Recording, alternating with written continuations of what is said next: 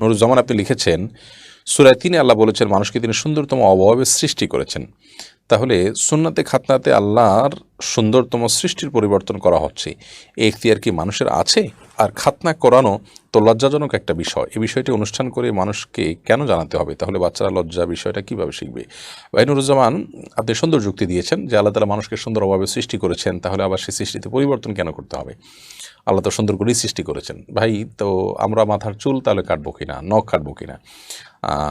এবং আল্লাহ রাব্বুল আলামিন আমাদেরকে যে অবয়ব দিয়েছেন, হাত, চোখ, মুখ, কান, যে সৃষ্টি, আমাদের যে আকৃতি, এটার কথা বলা হয়েছে যে লাকাদ খালাকনাল ইনসানা ফি আহসানি তাকওয়িম, সুন্দর অবকাঠামোতে আমি মানুষকে তৈরি করেছি।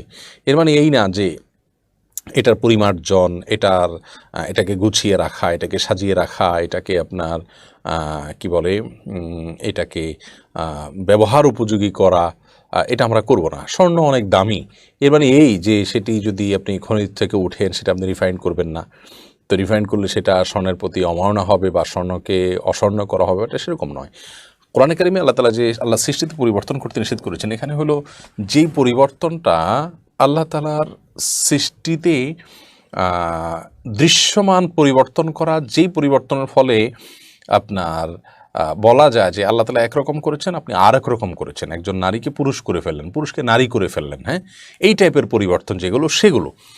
কিন্তু যদি পরিবর্তনটা এরকম হয় যে ধরুন একটা জায়গায় আপনার সমস্যা দেখা দিয়েছে, তো সেখানে আপনি কাটাছেঁড়া করেছেন, তো এটাও এক ধরনের পরিবর্তন। তো এই পরিবর্তন তো প্রয়োজনের খাতিরে খাতনা করা, যেটাকে চর্মচ্ছেদন করা বলি আমরা, এটি মিন সুনানিল ফিতরাহ, এটি অভ্যাসগত এবং প্রকৃতিগত একটি সুন্নাহ।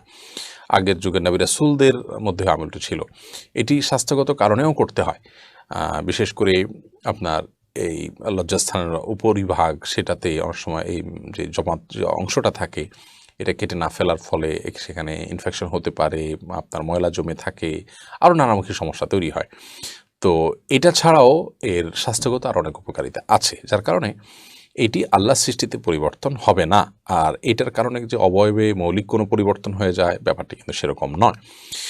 সাজিদুল ইসলাম আপনি লিখেছেন, অনেকে কান ধরে তওবা করে থাকেন, এটি কি তওবার সঠিক নিয়ম? অনেকেই তওবা করতে গিয়ে বলেন যে আমি এই কাজ আর করবো না, অন্যায় করে ফেলেছি, তওবা তওবা, এটা বলে উনি কানে হাত দেন। অনেক সময় দেখা যায় যে দুই গালে মৃদু আঘাত করেন এবং বলেন তওবা তওবা তওবা। তো এই যে গালে হাত দিয়ে বা গালে মেরে তওবা, কিংবা নিজের কান নিজে ধরে তওবা, গালে প্রতীকী মেরে তওবা করা, এটি কি তওবার কোনো নিয়মের মধ্যে পড়ে কিনা? উত্তর হলো, তওবা মূলত একটি চেতনার নাম। তওবা শব্দের অর্থ হলো ফিরে আসা। মানসিকভাবে আপনি সিদ্ধান্ত নিলেন যে আপনি ভুল পথ থেকে আপনি সঠিক পথে আসবেন, আপনি আল্লাহর অবাধ্যতা থেকে আল্লাহর বাধ্যতার পথে আসবেন। এই যে ডিসিশনটা আপনি মনে নিলেন, এইটা হলো তওবা। এটা অন্তরেই হয়ে যায় মূলত, তারপরে মুখে উচ্চারণ করাটা সুন্নাহ। নবী করিম সাল্লাল্লাহু আলাইহি ওয়াসাল্লাম তওবার যে ইয়েগুলো আমাদেরকে শিক্ষা দিয়েছেন, দোয়াগুলো শিক্ষা দিয়েছেন, সেগুলোতে আমরা মুখে উচ্চারণ করে বলি যে আল্লাহ, আমি ফিরে আসছি আপনার দিকে, আপনার কাছে ইস্তেগফার করছি, ক্ষমা প্রার্থনা করছি এবং আপনার দিকে ফিরে আসছি। কোরআনে কারিমে আল্লাহ রাব্বুল আলামিন তওবা প্রসঙ্গে বলতে গিয়ে বলেছেন যে আল্লাহর কাছে দোয়ার অংশ হিসাবে মানুষ আল্লাহর কাছে বলবো অতুবা আলাইনা, আল্লাহ আমাদের তওবা কবুল করে নিন, আমরা আপনার কাছে তওবা করে ফিরে আসছি। তো এই যে তওবার বিষয়টা মুখে উচ্চারণ করাটা, এটা উত্তম, ভালো, বাট মূল তওবাটা অন্তরেই হয়ে যায়। কেউ যদি উচ্চারণ মুখে নাও করেন, তারপর তার তওবা হয়ে গেছে বলা যাবে। অতএব ইস্তেগফার, তওবা, ইস্তেগফার হলো ক্ষমা প্রার্থনা করা, তওবা হলো যে অপরাধটা করেছি সেটা আর না করার সংকল্প করা। এইটা হলো তওবা। ফিরে আসলাম, আমি সিদ্ধান্তটা চেঞ্জ করলাম, আমি আমার রুট পরিবর্তন করলাম, এটাই তওবা। এই তওবার জন্য কানে হাত, গালে মারা, প্রতীকী মার, অথবা আপনার কান মলা, নিজের কান নিজে মলা, এগুলোর প্রয়োজন নেই।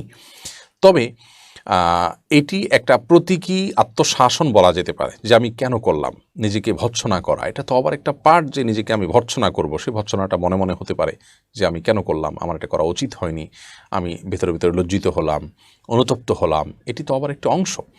তওবার জন্য যে শর্তগুলো আছে এর ভিতরে এটি একটি, যে আপনি যে অপরাধ করেছেন সেটা থেকে ফিরে আসবেন, সে অপরাধ আর কখনো করবেন না, সে সংকল্প করবেন, এবং যে অপরাধ হয়ে গেছে ইতিপূর্বে সেটার জন্য লজ্জিত হয়ে নিজেকে নিজে শাসন করবেন, অনুতপ্ত হবেন, আফসোস করবেন, আক্ষেপ করবেন নিজের এই কৃতকর্মের কারণে।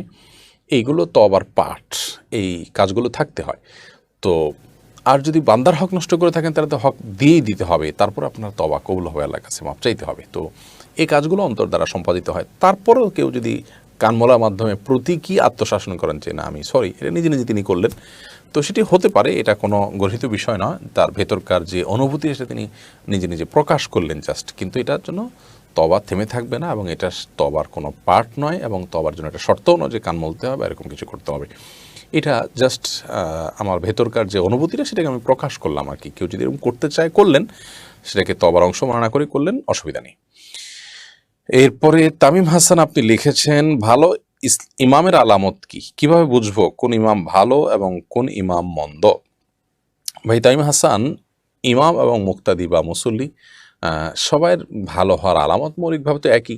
কোনো মানুষ যখন আল্লাহ ভীরু হন, আল্লাহ ভীরু তার প্রমাণ তার কাজকর্মে এবং কথাবার্তায় প্রমাণিত হয়, প্রকাশিত হয়, তিনি ভালো মানুষ। ভালো কাজ যখন তিনি করার চেষ্টা করেন, তিনি ভালো মানুষ। তারপরও আলাদা করে যদি আমরা বলতে যাই ইমাম সাহেবদের ব্যাপারে, আলেমদের ব্যাপারে, যে আলেমদের কাছ থেকে আপনারা উপকৃত হবেন, ইলম নিবেন, অনুসরণ অনুকরণ করবেন, শ্রদ্ধা করবেন, তাদেরকে ভালো আলেম হিসাবে, অনুকরণীয় ব্যক্তিত্ব হিসাবে মনে রাখবেন, তো সে মানুষগুলোর কিছু মার্ক আমরা বলতে পারি। তার ভিতরে একটা হলো যে তিনি নিজে যা বলবেন মানুষকে, তিনি নিজেও সেটা করবেন। তার কথা অনুযায়ী তিনি নিজে আগে আমল করবেন এবং আমল করার প্রবণতা তার মধ্যে থাকবে। তিনি যে সব আমলটার কথা বলছেন, যে আমলের ফজিলতের কথা শোনাচ্ছেন, সেটা তিনি নিজে করছেন কিনা, এটি একটি দেখার বিষয়। যদি আলহামদুলিল্লাহ এটি তার মধ্যে থাকে, তাহলে তিনি একজন ভালো মানুষ, ভালো আলেম, ভালো ইমাম, এটি আপনি ধরে রাখতে পারেন। দ্বিতীয়ত, ওলামাদের ক্ষেত্রে স্পেশাল, যদিও সাধারণ মানুষের জন্য এটা প্রযোজ্য, কিন্তু বিশেষভাবে ওলামাদের জন্য, যে অর্থের লোভ আছে কিনা, টাকার মোহ আছে কিনা, দুনিয়ার প্রতি যদি আকর্ষণটা খুব বেশি হয় এবং অর্থের লোভটা তার ভিতরে, লিপ্সাটা থাকে, তাহলে সেক্ষেত্রে এটা ভালো আলেম হওয়ার লক্ষণ নয়।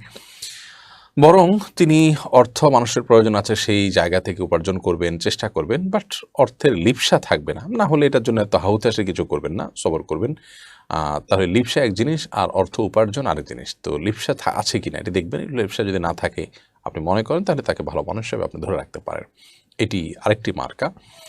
আর তৃতীয়ত আরেকটি বড় গুরুত্বপূর্ণ মার্কা হলো যে তিনি শুধু ধনী, সম্পদশালী এবং প্রভাবশালী মানুষগুলোর সাথেই সুসম্পর্ক রাখেন, নাকি তার বন্ধু তালিকায় সাধারণ নিরীহ মানুষও আছে, অভাবী মানুষও আছে, অন্যান্য মানুষের সাথেও তার উঠা বসা আছে, তাদের সাথেও তার সুসম্পর্ক আছে। এরকম যদি হয়, তাহলে সেক্ষেত্রে তাকে আপনি ভালো মানুষ গণ্য করতে পারেন এবং ভালো আলেম হিসাবে আপনি সুধারণা করতে পারেন। এরপরে তাসনিম মুবারক সৌতি আপনি প্রশ্ন করেছেন, আমি মুসলিম, আমার কিছু জিজ্ঞাসা আছে। 1 নম্বর, আমার অমুসলিম বাবা মা কি আমার শ্বশুর বাড়ি হয়ে অতিথি হয়ে আসতে পারবেন? প্রথম প্রশ্নের উত্তর হলো আসতে পারবেন, কোনো অসুবিধা নেই। নবী করিম সাল্লাল্লাহু সাল্লামের স্ত্রীর যেখানে তার ঘরে ছিলেন ইমানদার, তার বাবা আবু সুফিয়ান, তিনি এসেছেন তার ঘরে, তখন তিনি বেঈমান ছিলেন, নবী সাল্লাল্লাহু আলাইহি ওয়াসাল্লাম সেটাকে ওয়েলকাম করেছেন। অতএব তাদের আসা যাতে অসুবিধা নেই। 2 নম্বর প্রশ্ন, আমাদের কি তাদের সাথে আত্মীয়তা সম্পর্ক রাখতে হবে? হ্যাঁ, আত্মীয় হিসাবে, রক্ত সম্পর্কে আত্মীয় হিসাবে তাদের সাথে সুসম্পর্ক বজায় রাখবেন। বিশেষ করে মা বাবা বা আপনার ভরণ পোষণের আওতায় কেউ থাকেন, তাহলে তার জন্য ভরণ পোষণের ব্যবস্থাও করবেন। তৃতীয়ত, আমি কি একই বাসায় তাদের সাথে বসবাস করতে পারবো? আপনি করতে পারবেন, যদি আপনার দিন চর্চায় অসুবিধা না হয়, আপনারটা আপনি করতে পারেন, তাহলে বসবাস করতে অসুবিধা নেই। 4 নম্বর হলো, আমি কি আমার ভাই, বাবা, চাচা, মামাদের সামনে পর্দা ছাড়া যেতে পারবো? আপনি সম্ভবত মেয়ে আইডি থেকে প্রশ্ন করেছেন, আমি খেয়াল করিনি। তো আপনি আপনার ভাই, বাবা, চাচা, এই লোকগুলো, মামা, এটা তো আপনার মাহরাম। যেহেতু আপনার মাহরাম, অতএব তাদের সাথে আপনি অবশ্যই পর্দা ছাড়া দেখা করতে পারবেন, যদিও তারা অমুসলিম হয়, কোনো অসুবিধা নেই। এরপর মহুয়া ইসলাম টুম্পা আপনি লিখেছেন, স্বামী দ্বিতীয় বিবাহ করলে প্রায় ক্ষেত্রে প্রথম স্ত্রী শেষ সংসার ত্যাগ করে চলে যান। স্বামী তাকে রাখতে চাওয়ার পরও চলে যান, শুধু এই কারণে সংসার ছেড়ে চলে যাওয়ার বিষয় ইসলাম কি বলে? এরকম বহু সংসার ছেড়ে চলে গেছেন অনেকেই। খুব গুরুত্বপূর্ণ প্রশ্ন। দ্বিতীয় বিয়ে করলেই আমাকে চলে যেতে হবে, মানসিকতা ভালো মানসিকতা নয়। একজন নারী স্বামী দ্বিতীয় বিয়ে করলে আর আমাকে ভালোবাসবেন না, আমাকে ভালোবাসেন না, এত সহজ সমীকরণে যাওয়াটা অনুচিত। এবং তিনি তার অধিকারগুলো যদি সঠিকভাবে পান, তাহলে সেক্ষেত্রে তিনি এই অভিমানটা করে চলে যাওয়াটা, এটা তার সিদ্ধান্তগত ভুল। তবে এক্ষেত্রে তিনি যদি মনে হয় যে তিনি জুলুমের শিকার হচ্ছেন, তার প্রতি ইনসাফ হচ্ছে না, তারপরে তিনি ক্ষতিগ্রস্ত হচ্ছেন, তার প্রতি আদল যেটি রক্ষা করার কথা, সমতা যেটি রক্ষা করার কথা, সে হচ্ছে না, তাহলে সেক্ষেত্রে তিনি বিচ্ছেদের উদ্যোগ নিতে পারেন। সেটিও যদি একান্ত তার নিরুপায় হন তাহলে সেক্ষেত্রে, কারণ বিচ্ছেদ বা তালাক এটা তো কোনো প্রশংসনীয় বিষয় নয়। আর স্বামী দ্বিতীয় বিয়ে করলে সেটা কোনো অন্যায়ও নয়, বিশেষ করে যদি দ্বিতীয় বিয়ে করার প্রয়োজন থাকে। আর প্রয়োজনীয়তাটা তো আসলে আপেক্ষিক ব্যাপার, তার দৃষ্টিকোণ থেকে প্রয়োজন হতে পারে যেটা আপনাদের দৃষ্টিকোণ থেকে নাও হতে পারে। এই জন্য শুধু এই কারণে সংসার ছেড়ে চলে যাওয়ার যে প্রবণতা, এটা দিনদারিতার ক্ষেত্রে দুর্বলতার প্রমাণ। বিশেষ করে তিনি যদি আদল ইনসাফ করতে পারেন, সমতা বজায় রাখতে পারেন মৌলিকভাবে, তাহলে সেক্ষেত্রে এটাকে ওয়েলকাম করার মতো মানসিকতা থাকা উচিত। কিয়ামত যত নিকটবর্তী হচ্ছে, আমাদের সামনে দিনই বিষয়গুলো নিয়ে শয়তান এমন এমন স্ট্র্যাটেজি দাঁড় করাচ্ছে যে আমাদের ইমানের উপরে, দিন এবং আমলের উপরে টিকে থাকাটা খুব চ্যালেঞ্জিং ব্যাপার হয়ে দাঁড়াচ্ছে। তো তার একটি হলো এটি যে একাধিক বিবাহটাকে এক ধরনের অপরাধ হিসাবে সমাজে দাঁড় করানো হচ্ছে। যদিও একাধিক বিবাহ করে অনেকে শুধু খায়েশ পূরণ করেন এবং সেখানে তার যে কর্তব্য মানে পূরণের বা আদায়ের ব্যাপার স্যাপার নাই, সে অনাচারগুলো আছে, কিন্তু পুরো বিষয়টাকে একটা মানে ভীতিকর একটা বিষয়, ভয়ঙ্কর একটা বিষয় হিসাবে দাঁড় করানো হয়েছে। এটির অন্যতম উদ্দেশ্য আমাদের নবী সাল্লাল্লাহু আলাইহি ওয়াসাল্লামের একাধিক বিবাহ ছিল, সাহাবীদের একাধিক বিবাহ ছিল অনেকেরই। তো এইটাকে কালিমাযুক্ত করা হলো নবী করিম সাল্লাল্লাহু আলাইহি ওয়াসাল্লামের চরিত্রে কালিমা দেওয়া যাবে। এই জন্য আমাদের মা বোনদের এক্ষেত্রে স্যাক্রিফাইস করা উচিত। সব বিধান আমার মন মতো পছন্দ মতো হয়ে যাবে, ব্যাপারটা কিন্তু সেরকম না। তো আবারও বলছি, কোনো পুরুষ একাধিক বিয়ের নামে তার খায়েশ পূরণ করবেন এবং তিনি যা খুশি তা করবেন, সমতা বজায় রাখবেন না, আপনাকে আমি জুলুম সহ্যও করে যেতে বলছি তা কিন্তু না। কিন্তু যেই স্বামী মাত্র বিয়ে করেছেন, সমতা বজায় রাখবেন কিনা আপনি তাও জানেন না, আপনি তখনই বের হয়ে চলে গেলেন, থাকলেন না এবং জোরপূর্বক তালাক নিয়ে নিলেন, এই কাজগুলো প্রশংসনীয় কাজ নয়। বিশেষ করে এক্ষেত্রে আপনি স্বামীকে তার আল্লাহর ভয় দেখাতে পারেন, সমতার জন্য তাকে নির্দেশনা দিতে পারেন, সেটা করা উচিত। যদিও আমাদের সাবকন্টিনেন্টের মেয়েরা এই জিনিসগুলোকে একেবারেই মানতে পারেন না। আরবে বা পৃথিবীর অন্যান্য প্রান্তে, বিশেষ করে আরবের মেয়েরা তুলনামূলকভাবে সহনশীল সমস্ত বিষয়ে। তো আল্লাহ তাআলা কিছু কিছু বিধান তো আমাদের জন্য পরীক্ষা হিসাবেও, যে আমি মেনে নিতে পারি কি পারি না, আমার ভালো না লাগলেও মানতে পারি কিনা। তো যাই হোক, শুধু এই অজুহাতে চলে গেলে সেটা খুবই গর্হিত কাজ। কিন্তু অনেক বোনরা চলে যান আসলে, অনেক পুরুষরা দ্বিতীয় বিয়ে করার পর তারা প্রথম স্ত্রী, প্রথম পরিবারের প্রতি আর তেমন কোনো খোঁজখবর নেন না, তাদের প্রতি জুলুম করেন, সমতা বজায় রাখেন না। এগুলোর কারণে বাধ্য হয়ে তাদেরকে নিজেদের পথ বেছে নিতে হয়। এমডি কাউসার আহমেদ, আপনি লিখেছেন, আমি একটা সরকারি প্রশাসনিক প্রতিষ্ঠানে এনএসআইতে জব করি। এই সুযোগে আমি যানবাহনের ভাড়া পাস দেখাই। একজন সরকারি কর্মকর্তা হিসেবে ভাড়া না দিয়ে যাতায়াত করা কি সঠিক হবে? ভাই কাউসার আহমদ, সরকারি কর্মকর্তা হিসেবে ভাড়া না দিয়ে আপনার যাতায়াত করা পাবলিক পরিবহনে আপনার জন্য জায়েজ হবে না। আপনার জন্য পাবলিক পরিবহনে ফ্রি আপনার চড়ার কোনো সুযোগ আছে সরকারিভাবে, এরকম আমার জানা নেই। আপনি যেখানে যাবেন সেখানে আপনি বিল করবেন, বিল করে প্রতিষ্ঠান থেকে তার ভাড়া নেবেন। যদি প্রাতিষ্ঠানিক কাজে যান, আর যদি ব্যক্তিগত কাজ যান তাহলে আপনি নিজে দিবেন। আপনি সরকারি কর্মকর্তা, এমনকি আপনি পুলিশে জব করলেও আপনার ভাড়া তো মাফ নয়। আমরা দেখি অনেক সময় অনেক পুলিশ ভাইয়েরা ডিউটিতে থাকেন, বিভিন্ন গাড়িতে তারা চলেন, তারা ভাড়া দেন না। তো এই ভাড়া না দেওয়াটা এটা অনাচার, এর কারণে তারা গুনাহগার হবেন। এটা বান্দার হক, তাকে এটা দিতে হবে সরকারিভাবে।